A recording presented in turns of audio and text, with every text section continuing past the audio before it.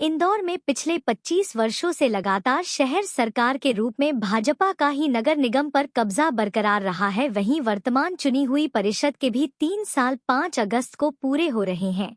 लिहाजा इस अवसर पर भव्य सिल्वर जुबली महोत्सव मनाया जाएगा, क्योंकि शहर को स्वच्छता में नंबर 1 बनाने से लेकर तमाम सौगातें उनके कार्यकाल में मिली है। अभी तक इंदौर निगम में 47 प्रशासक और 23 महापौर रह चुके हैं। एक तरफ कांग्रेस, जहां बीते कई सालों से सभी प्रमुख चुनाव हारती रही है, तो नगर निगम में भी 1994 में भी उसकी आखिरी बार परिषद बनी थी और उस समय मधुकर वर्मा को महापौर के रूप में बहुमत में रहे कांग्रेसी पार्षदों ने चुना था। इसके बाद 1999 में पहली बार इंदौर की जनता ने सीधे महापौर का चयन किया और कैलाश विजयवर्गीय जनता द्वारा चुने गए पहले महापौर बने। उसके बाद यह सिलसिला लगातार जारी रहा। 2004 में डॉक्टर उमाशी शर्मा, फिर 2009 में कृष्ण मुरारी मोघे और 2014 में मालिनी गौड़ महापौर रही और 2017 में पहली बार इंदौर नगर निगम स्वच्छता में देश भर में नंबर 1 आया और यह सिलसिला अनवरत बीते कई वर्षों से जारी है। कुछ समय कोरोना काल के चलते निगम चुनाव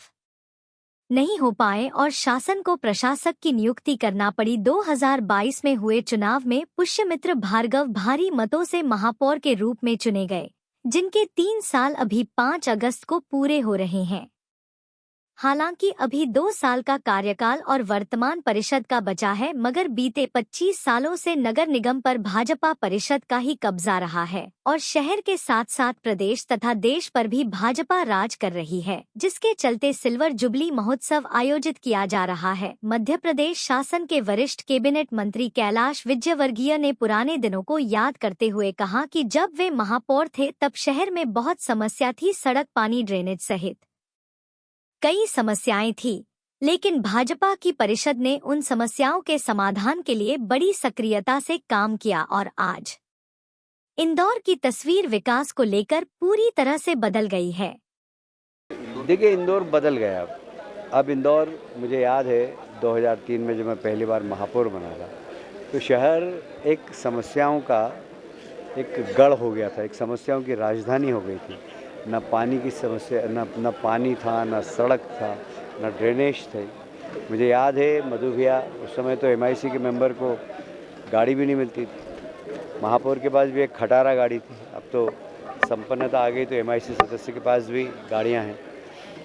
मधु भैया उस समय अपनी स्वयं का पेट्रोल लगा के, उनके पास एक हीरो होंडा गाड़ी होती थी।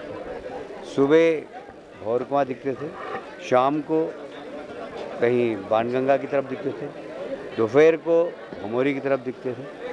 मधु भैया 24 घंटे 24/7 काम करते थे और हमने इंदौर के नागरिकों को भीषण जल संकट में भी इतना पानी दिया कि वो अपना जीवन यापन कर सके।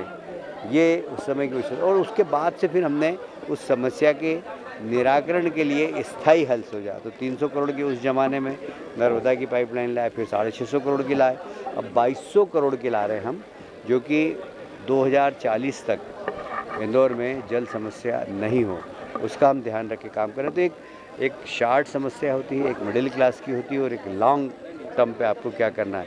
हम तीनों प्लान बनाकर शहर का विकास करें। बस हो गया, बस। भारत माता की।